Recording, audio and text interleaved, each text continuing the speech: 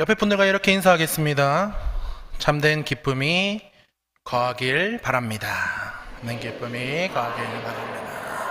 한 번 더 인사하겠습니다. 사랑합니다. 축복합니다.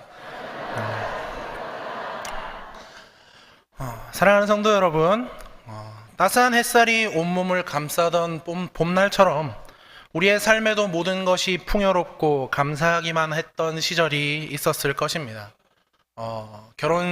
저는 결혼 안 했지만 결혼식 날 주례 앞에서 떨리는 목소리로 사랑을 서약했던 순간, 아니면 자녀가 처음으로 아빠, 엄마 하고 불렀던 순간, 온 세상을 다 얻었던 것 같은 그러한 감격, 땀 흘려 일군 일터가 또 보람을 느끼고 좋은 믿음의 동력자들과 함께 웃음꽃을 나누던 소중한 나날들이 우리 모두에게 있으셨을 거라 생각합니다.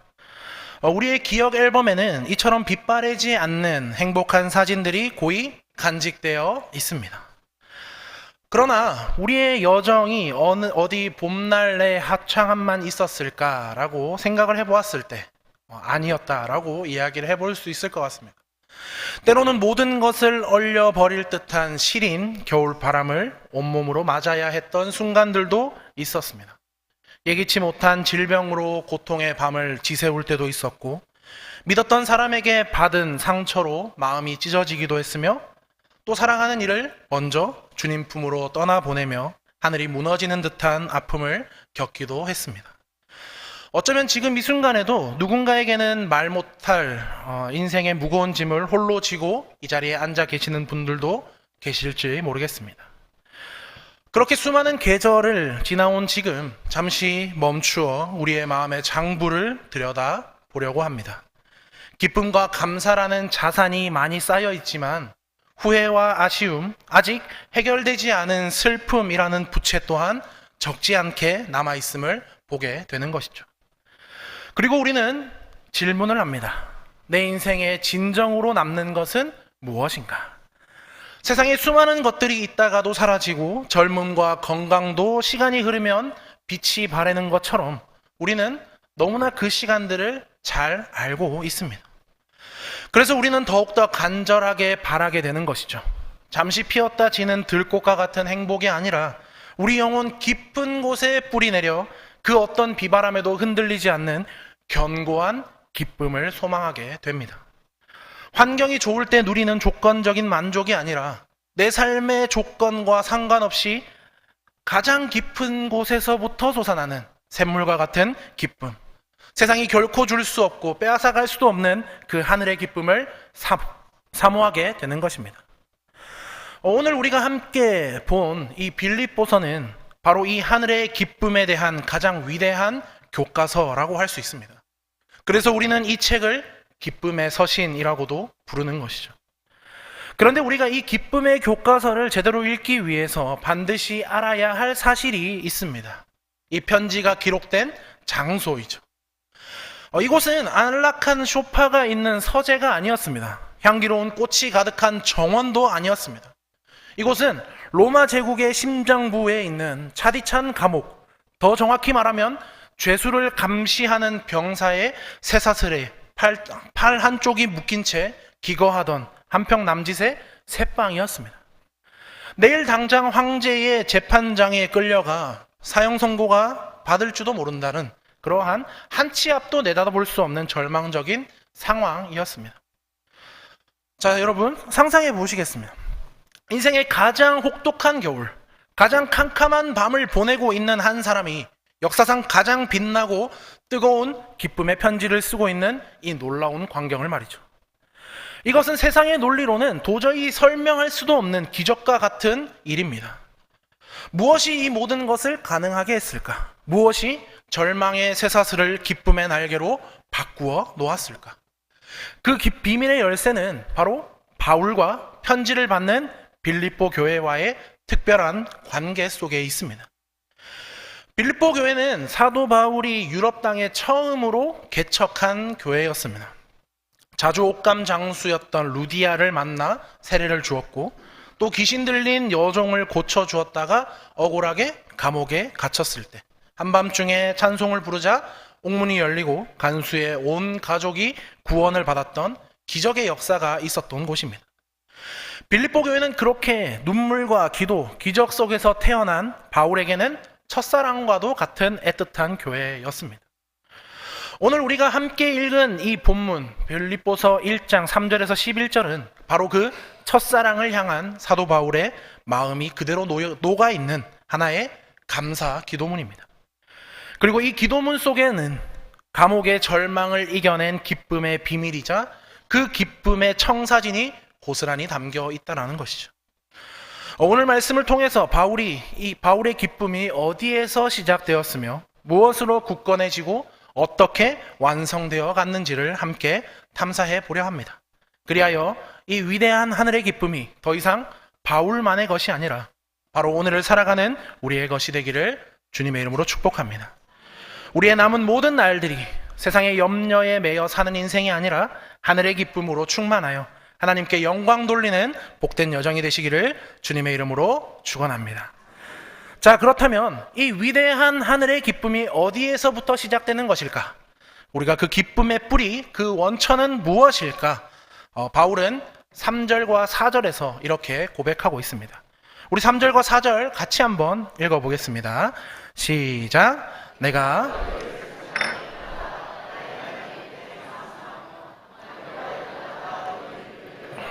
기쁨으로 항상 간구하며. 아멘. 바울은 지금 감옥 안에 있다고 했습니다. 몸은 쇠사슬에 묶여 있고 내일의 생사조차 알 수 없는 캄캄한 현실 속에 있습니다. 그런데 그의 입에서 나오는 것은 원망이나 불평이 아니라 감사와 기쁨이 나오고 있습니다. 그리고 그 감사와 기쁨의 대상은 바로 빌립보 성도들, 바로 여기서 말하면 여러분이라고 말하고 있습니다. 왜 그토록 기뻐했을까? 빌립보 성도들이 바울에게 많은 구제 헌금을 주어서 그랬을까요? 물론 그것도 감사한 일이긴 하겠지만 바울의 기쁨의 핵심적인 이유는 5절에 나오고 있습니다. 5절 한번 보시면 제가 읽어드리겠습니다. 너희가 첫날부터 이제까지 복음을 위한 일에 참여하고 있기 때문이라. 아멘. 이것이 바로 바울의 기쁨의 원천이었습니다. 여기서 참여하고 있다라는 이 말은 헬라어로 우리가 많이 들어본 코이노니아라는 단어입니다. 보통 우리는 이 단어를 교제, 친교로 번역을 하죠. 물론 맞는 말입니다. 하지만 이 코이노니아는 우리가 식당에 모여서 함께 밥을 먹고 차를 마시는 수준의 교제를 훨씬 뛰어넘는, 훨씬 더 깊고 진한 의미를 담고 있다는 것입니다. 이것은 바로 파트너십, 운명 공동체로서의 동력을 의미하고 있습니다. 마치 두 사람이 함께 회사를 세워 동거동락하며 모든 이익과 손해를 함께 나누는 것처럼 빌립보 성도들이 바울과 함께 복음이라는 이 위대한 사업의 동력자가 되어 주었다라는 말입니다. 바울이 빌립보에 처음 복음을 전하던 그날부터 그리고 지금 감옥에 갇혀 있는 이제까지 그들은 한결같이 복음을 위해 함께 기도했고 함께 헌신하고 함께 고난받는 믿음의 파트너였습니다. 바울이 감옥에 갇혔을 때에 빌립보 성도들은 그를 잊지 않았죠. 에바브로디도의 편으로 그를 위해서 헌금을 보내왔습니다. 그런데 이것은 단순히 돈을 보내는 것과는 다른 개념입니다. 이것은 바울 사도님, 당신의 고난은 당신 혼자만의 고난이 아닙니다. 우리는 당신과 한 팀입니다. 우리는 당신과 함께 복음의 고난에 동참하겠습니다. 라는 사랑의 고백이자 믿음의 선언이었습니다. 바울은 이 코이노니아라는 그 복음 안에서의 뜨거운 파트너십을 생각할 때마다 감옥의 찬 바닥에서도 솟아나는 기쁨을 주체할 수 없었다라는 것입니다. 이 코이노니아의 기쁨은 때로는 나의 희생과 수고를 통해 더욱더 깊어집니다. 예를 들어서 우리 성도님들께서 청년들이나 주일학교 학생들을 보았을 때 너무나 예뻐서 밥도 사주고 간식도 사주시면서 주머니를 탈탈 터실 때도 있으실 것입니다. 그래서 본인들은 한 주간 허리띠를 졸라매야 되고 생활은 조금 어려워질 수도 있지만 주일날 교회에 와서 그 청년들이 환하게 웃고 함께 찬양하고 믿음 안에서 교회의 기둥을 든든히 세워져 가는 그 모습을 볼 때 내 생활의 어려움은 눅 놓듯이 사라지고 마음의 보람과 기쁨이 밀려오는 것을 경험하실 거라 생각합니다. 이것이 바로 바울이 느꼈던 기쁨이죠. 저 또한 지금 중등부와 청년부를 섬기고 있는데요. 제가 주일마다 이제 한 번씩 편의점을 가면 어떻게 알고 우리 중학생들이 다 찾아옵니다. 제가 제 샌드위치나 뭐 그런 자그마한 것을 계산하러 분명히 갔는데 제 주머니를 탈탈 털고 온 적도 있습니다. 이런 식으로 우리가 누군가의 보기에는 참 이것이 희생하는 것이다라고 생각을 하시겠지만, 저는 이 아이들이 교회에 오는 것이 너무나 큰 기쁨이고, 또 제가 맡은 이 청년들이 교회를 사랑하게 된다면 그것이 제 행복이기에 저는 기꺼이 제 주머니를 털 수 있습니다. 이것이 바로 코이노니아의 기쁨이죠. 내 것을 희생하며 누군가를 복음 안에서 세워줄 때에 하나님은 세상이 줄 수 없는 하늘의 기쁨으로 우리의 마음을 채워주시는 것입니다. 사랑하는 성도 여러분, 이제 우리의 인생을 한번 돌아보았으면 좋겠습니다. 우리에게 가장 큰 기쁨을 주었던 순간은 언제였습니까? 아마 나 혼자 무언가를 성취했을 때보다 사랑하는 사람들과 함께 무언가를 이루었을 때 더 큰 기쁨을 느끼셨을 거라 생각합니다. 신앙생활도 마찬가지죠. 나 혼자 경건하게 신앙생활을 하는 것도 참 중요하지만 그것만으로는 참된 기쁨을 온전히 누릴 수 없다라는 것이죠. 우리의 기쁨은 내 옆에 있는 믿음의 형제 자매들과 함께 복음이라는 위대한 목표를 향해서 함께 나아갈 때 비로소 완성됩니다. 우리의 교회가 새벽마다 함께 눈물로 기도했던 그 기억 속에 기쁨을 누릴 수 있는 것이고, 또 주일학교 교사로, 또 찬양대 대원으로, 또 혹은 주방에서 묵묵히 봉사하며 함께 땀을 흘리고 함께 웃었던 그 추억들이 우리를 얼마나 기쁘게 하는 줄 모릅니다. 이것이 바로 코이노니아의 기쁨이다라는 것이죠. 우리가 계속해서 나이를 들어가다 보면, 우리가 신앙의 연수를 쌓아가다 보면 사실 건강이 예전 같지 않아서 예전처럼 활발히 봉사하지 못하는 것 때문에 또 마음이 위축되고 또 나만 뒤처지는 것은 아닌가라는 소외감을 느끼는 분들도 계실지 모르겠습니다. 그러나 여러분, 기억하시기 바랍니다. 우리의 동력은 단지 몸으로만 하는 것이 아닙니다. 교회를 위해, 다음 세대를 위해, 또 선교사님들을 위해 보이지 않는 골방에서 무릎 꿇고 기도하는 것이야말로 가장 위대한 복음의 동력일 줄로 믿습니다. 후배들이 믿음의 경주를 잘 달려갈 수 있도록 따뜻한 말 한마디, 격려의 말 한마디를 건네고 사랑으로 품어주는 것이야말로 가장 소중한 코이노니아겠지요.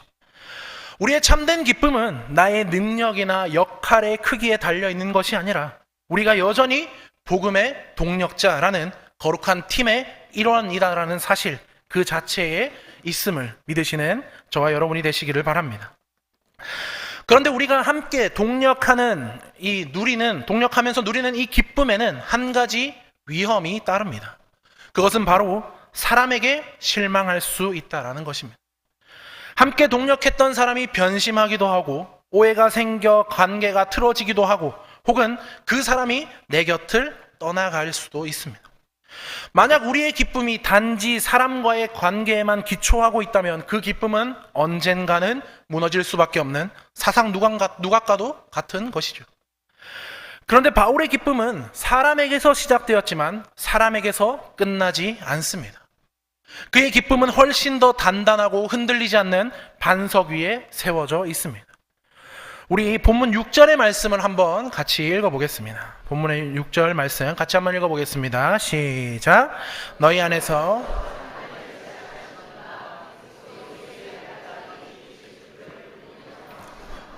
아멘. 이 구절이야말로 우리 인생의 모든 불안과 염려를 단번에 날려버리는 가장 위대한 약속일 줄로 믿습니다. 여기서 가장 중요한 단어 바로 주어인 이가, 시작하신 이가라는 단어입니다. 영어 성경을 보면 선한 일을 시작하신 그분이라고 되어 있습니다. 바로 하나님께서 주어가 되시는 것이죠. 우리의 구원, 우리의 성화, 빌립보 교회의 성장, 그 모든 선한 일의 주체는 바로 빌립보 성도들도 아니고 사도 바울 자신도 아니라 오직 하나님 한 분이시다라고 고백하고 있는 것입니다. 하나님께서 친히 그들 안에 구원이라는 착한 일을 시작하셨고 그 일을 시작하신 하나님께서 친히 그리스도 예수의 날, 즉 주님 다시 오시는 그날에 완전하게 이루실 것이다 라는 확신을 가지고 있습니다. 이것은 추측이 아니라 확신입니다. 마치 한 명의 위대한 명장이 하나의 나무 토막을 가지고 위대한 작품을 만들기 시작했다라고 상상을 해보겠습니다. 처음에는 거친 나무 토막에 불과하죠. 명장이 이제 정을 들고 망치를 들고 이 거친 부분들을 쳐내기 시작합니다. 때로는 아프게 깎여져 나가는 고통도 있을 것입니다. 그런데 명장은 자신이 만들고자 하는 작품의 최종적인 모습을 정확히 알고 만들어갑니다. 그리고 그 작품을 완성할 능력 또한 가지고 있습니다. 그렇기에 그는 결코 중간에 그 작품을 포기하지 않는 것이죠. 마침내 모든 것을 깎고 다듬는 과정이 끝나고 나면 그 거친 나무 토막은 세상에 둘도 없는 영광스러운 작품으로 완성되는 것입니다. 사랑하는 성도 여러분, 하나님께서 바로 그 명장이십니다. 그리고 우리가 바로 그 분의 손에 들린 작품입니다. 우리의 인생을 돌아보면 얼마나 거칠고 모난 부분이 많았는지를 돌아보게 됩니다. 그럼에도 불구하고 우리는 하나님께서 우리를 포기하지 않으신다라는 것을 늘 경험하게 되죠. 우리 안에서 구원이라는 착한 일을 시작하셨고 지난 몇 년간, 우리 수십 년간 세월 동안의 믿음의 시련이라는 정으로 우리를 깎고 말씀이라는 사포로 우리를 다듬어 오셨습니다. 그리고 이 일을 주님 다시 오시는 그날까지 결코 멈추지 않으실 것이다 라고 약속하고 계십니다. 이 얼마나 놀라운 약속인지요. 나의 어떠함이 아니라 하나님의 신실함에 우리의 구원의 근거가 있다라는 사실이 우리에게 참된 평안과 흔들리지 않는 기쁨을 주는 것입니다. 이 확신은 우리 자신뿐만 아니라 우리의 다음 세대들에게도 동일하게 적용되죠. 혹시 자녀의 신앙 문제 때문에 애태우며 기도하고 계시는 분이 계십니까? 주일학교 때는 신앙생활을 잘 하다가 머리가 커서 교회를 멀리하는 모습에 가슴 치는 분이 계십니까? 사랑하는 성도 여러분, 포기하지 않으시기 바랍니다. 그 자녀의 인생의 구원이라는 착한 일을 시작하신 분은 바로 하나님이십니다. 부모인 우리는 연약해질 수 있지만, 그리고 실수할 때가 많지만 신실하신 하나님께서는 결코 실패하지 않으십니다. 지금은 방황하는 것처럼 보일지라도 하나님의 선한 손길이 그의 인생을 붙들고 계심을 믿으시기 바랍니다. 하나님, 제 아들 안에, 제 딸 안에 시작하신 그 착한 일을 주님께서 친히 주님의 때에 주님의 방법으로 반드시 이루어 주실 것을 믿습니다. 이 믿음의 고백이 우리의 기도를 바꾸고 우리의 염려를 확신에 찬 기쁨으로 바꾸어 놓을 것입니다. 그리고 참된 기쁨은 단지 감정적인 충만함에 머무르지 않는다라는 것을 보게 됩니다. 참된 기쁨은 반드시 행동으로, 구체적인 열매로 이어지게 된다라는 것입니다. 바울의 기쁨이 최종적으로 도달한 곳은 바로 빌립보 성도들의 영적 성숙을 위한 간절한 기도였습니다. 복음의 동력자들을 향한 뜨거운 사랑과 그들을 반드시 완성시킬 하나님에 대한 굳건한 확신이 있었기 때문에 바울은 이제 그들의 성장을 위해 두 손 모아 기도하기 시작합니다. 그런데 그 기도의 내용을 보면 참으로 놀라운 것을 우리는 발견하게 됩니다. 바울이 하나님, 빌립보 성도들을 건강하게 해주세요. 사업 잘 되게 해주세요. 핍박에서 건져주세요. 라고 기도하지 않습니다. 물론 그런 기도도 필요했겠지만 바울의 기도는 훨씬 더 근원적이고 본질적인 것을 향하고 있습니다. 우리 9절의 말씀 함께 보시겠습니다. 9절의 말씀 같이 한번 읽어보겠습니다. 시작. 내가 너희 사랑을 지식과 모든 총명으로 점점 더 풍성하게 하사. 아멘. 바울이 첫 번째로 구한 것은 바로 성숙한 사랑이었습니다. 그냥 뜨겁기만 한 사랑이 아니라 지식과 모든 총명으로 풍성해지는 사랑을 말합니다. 여기서 지식은 하나님의 뜻이 무엇인지 깊이 아는 영적인 알을 의미하는 것이고, 총명은 삶의 현장에서 무엇이 옳고 그른지, 무엇이 최선인지를 분별해내는 영적인 통찰력을 의미합니다. 다시 말하면 하나님의 뜻을 아는 지혜와 그것을 삶에서 살아낼 분별력을 갖춘 지혜롭고 성숙한 사랑을 달라고 기도하고 있는 것입니다. 왜 이런 사랑이 필요할까? 10절의 말씀에서 그 이유를 말해주는데요. 10절을 제가 읽어드리겠습니다. 너희로 지극히 선한 것을 분별하며 또 진실하여 허물 없이 그리스도의 날까지 이르고. 아멘. 지혜로운 사랑을 가질 때에 비로소 우리는 수많은 가짜들이 판치는 세상 속에서 지극히 선한 것, 즉 하나님께서 가장 기뻐하시는 것을 분별하여 선택할 수 있게 된다는 것입니다.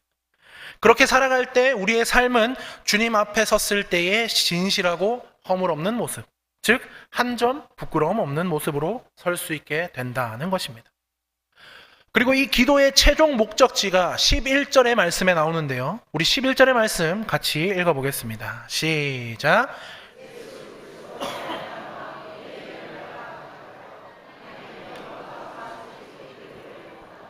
아멘. 우리의 삶에 맺히는 모든 성품과 행실의 좋은 열매는 내 힘으로 맺는 것이 아니라 오직 예수 그리스도로 말미암아 맺어지는 것입니다. 그리고 그 모든 열매의 궁극적인 목적은 내가 칭찬받는 것이 아니라 오직 하나님께 영광과 찬송이 되는 것입니다. 이것이 바로 바울이 꿈꾸었던 성숙한 성도들의 모습이자 기쁨의 완성이었습니다. 사랑하는 성도 여러분, 우리의 기도 생활은 어떠합니까?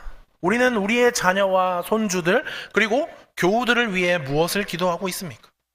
물론 그들의 건강과 필요를 위해 기도하는 것은 너무나 중요합니다. 그런데 거기에서만 머물러서는 안 됩니다.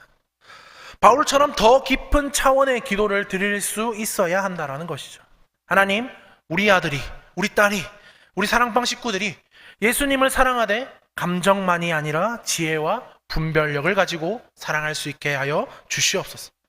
세상의 가치관 앞에서 무엇이 하나님이 기뻐하시는 선한 것인지를 분별하는 영적 통찰력을 주시옵소서. 그리하여 그 인생 가운데 예수 그리스도를 닮은 의의 열매가 주렁주렁 맺히게 하시고 그 삶 자체가 하나님께 영광이 되게 하여 주시옵소서.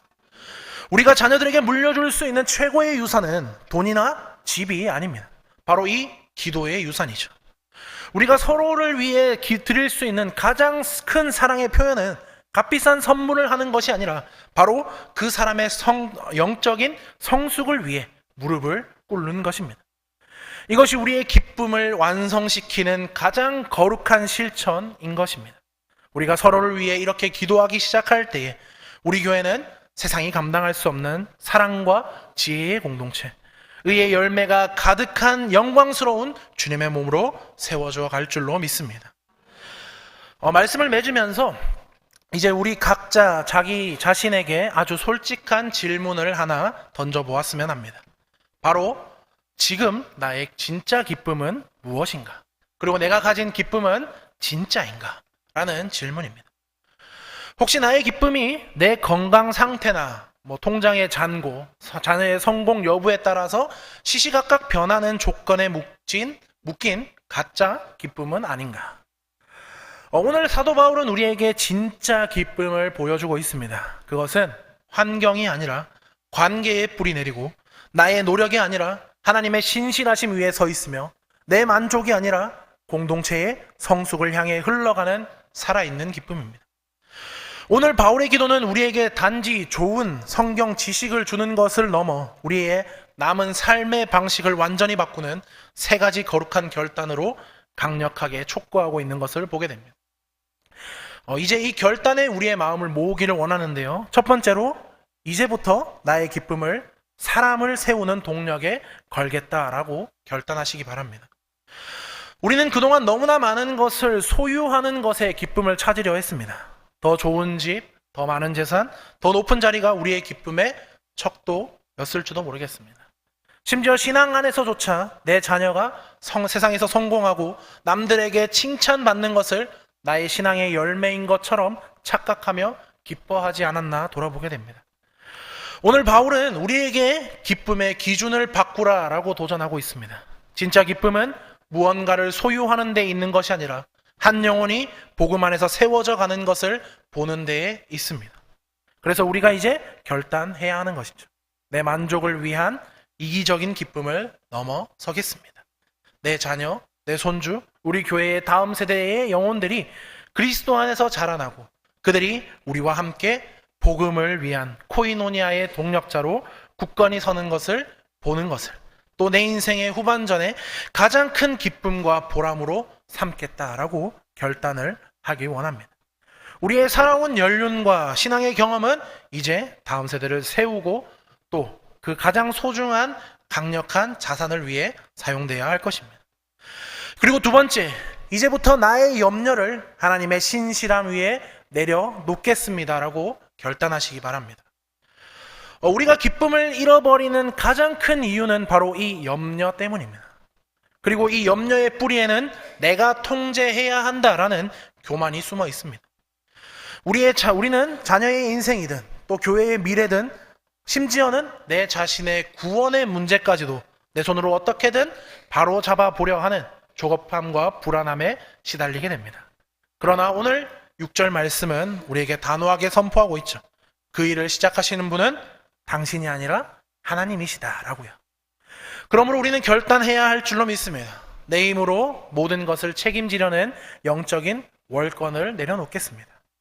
내 자녀의 손을 붙들고 계신 분이 나보다 더 신실하신 하나님이심을 인정하겠습니다. 흔들리는 내 믿음조차도 끝까지 붙들고 완성하실 분이 바로 주님이심을 신뢰하겠습니다.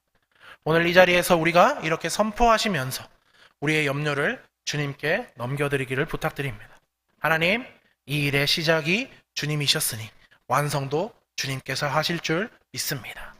이제 이 모든 무거운 염려의 짐을 주님의 신실하신 어깨 위에 온전히 내려놓습니다. 이 믿음의 선포가 우리의 습관적인 염려를 이기는 능력이 될 것입니다. 그리고 마지막 세 번째, 이제부터 나의 사랑을 영적 성숙을 위한 기도로 증명하겠습니다 라고 결단하시는 우리 모두가 되길 바랍니다. 우리는 사랑한다라는 이 말을 참 많이 합니다. 자녀를 사랑하고 내 사랑방 순원들을 사랑하고 참 많은 교우들을 사랑한다라고 고백합니다. 그런데 오늘 말씀은 우리의 사랑을 저울질하고 있습니다. 만약 우리가 사랑한다라고 말하면서 정작 그 영혼이 하나님 앞에서 어떻게 자라가고 있는지에 대해서 무관심하다면 그것은 어쩌면 그 사람을 위한 사랑이 아니라 나의 감정적인 만족을 위한 이기적인 사랑일 수도 있습니다. 그렇게 우리는 결단해야 하는 것이죠. 말로만 하는 값싼 사랑이 아니라 기도로 증명하는 진짜 사랑을 하겠습니다. 오늘부터 자녀의 머리에 손을 얹고 또 우리의 교우들의 이름을 부르며 이렇게 기도하시기를 결단하시기 바랍니다. 주님, 이 영혼을 사랑합니다. 이 영혼이 주님을 더욱더 깊이 아는 지식과 분별력으로 충만하게 하사 세상 속에서 지극히 선한 것을 선택하며 살게 하여 주시옵소서. 그의 삶에 주님을 닮은 의의 열매가 가득하여서 하나님 홀로 영광 받으시는 삶을 살아가게 하여 주시옵소서. 이것이 우리가 믿음의 선배로서 또 부모로서 줄 수 있는 가장 진실하고 위대한 사랑의 표현일 줄로 믿습니다. 사랑하는 성도 여러분, 오늘 우리에게 주님은 새로운 삶의 방식을 제안하고 계십니다. 소유의 기쁨이 아니라 세워주는 기쁨을, 내 힘을 의지하는 염려가 아니라 주님의 신실하심에 맡기는 평안을, 감정적인 사랑을 넘어서 영혼을 살리는 기도의 사랑을 살라라고 우리를 부르고 계십니다. 이 세 가지 거룩한 결단 위에 굳게 서서 우리의 남은 모든 날을 하나님이 주시는 진짜 기쁨으로 가득 채우고 다음 세대들에게는 세상의 그 어떤 것과도 비교할 수 없는 위대한 믿음의 유산을 남겨주는 복된 우리 모두가 되시기를 주 예수 그리스도의 이름으로 간절히 축복합니다.